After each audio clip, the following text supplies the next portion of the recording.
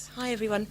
Thank you. I'm here with many hats on. I'm Assistant Mayor for Neighbourhoods, and I'm going to talk a bit in my role as the portfolio holder for public health, because I also hold one for waste and neighbourhoods and council housing as well, so it's quite a broad portfolio. But I just want to talk a bit about some of the more traditional ways that the public health team use to measure health. So how does the public health department know a city is healthy, and some ideas also about what I think could be included, some other indicators. So first of all, I think the most important thing to say is I think something we all know, but it's quite hard to articulate in a way, because the work of the NHS isn't what actually makes a city healthy. It's what stops people being ill, which is actually different, isn't it, from being healthy.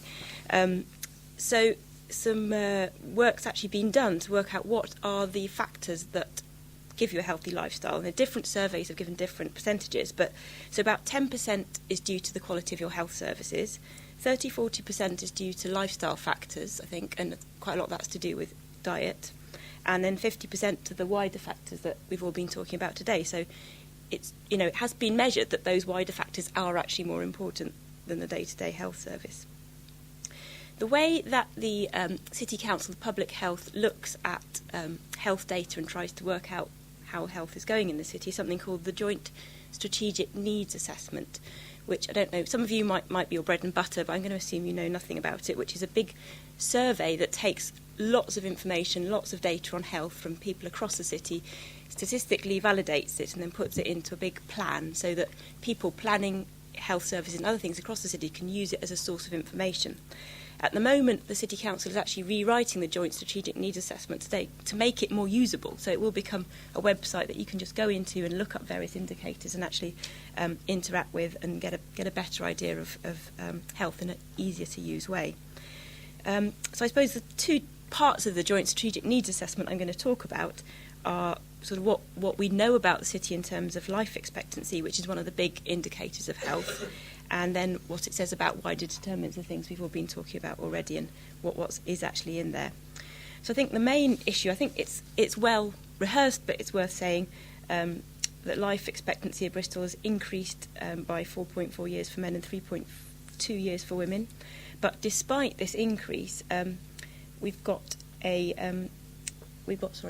life expectancy in Bristol is worse than the England average for men and similar to the England average for women.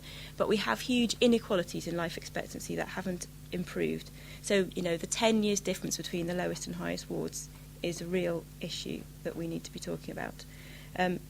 People in Bristol average live for 63 years in good health, but men have an additional 15 years in poor health, and women have an additional 20 years in poor health. So that is also a very important factor, because if you're living for a long time in poor health, that's also not a good way to be.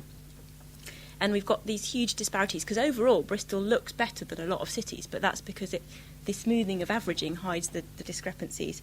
And premature mortality rates in some areas of Bristol are 3 times as high as in other areas. So that's the kind of context which we sit into. In terms of the wider determinants of health, deprivation is a key issue. So a greater proportion of Bristol population live in the 10 most deprived areas in England in 2015 than in 2010. So that's actually got worse. And 16% of Bristol's population live in the most deprived areas compared to 14%.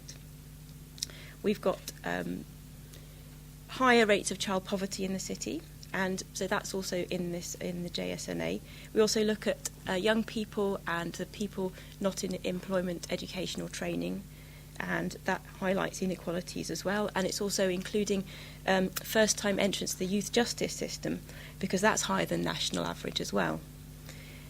We have an unemployment rate of 8% in the city, which is, I think, if deprivation is a core driver of health, then unemployment is an indicator of how well we're doing for that. And that's 8%. That's better than most other core cities, 8% rate of unemployment. But actually, if you look at areas like Stroud or Harrogate or various other places, the city have a 7% less unemployment. So we've got a long way to go, really.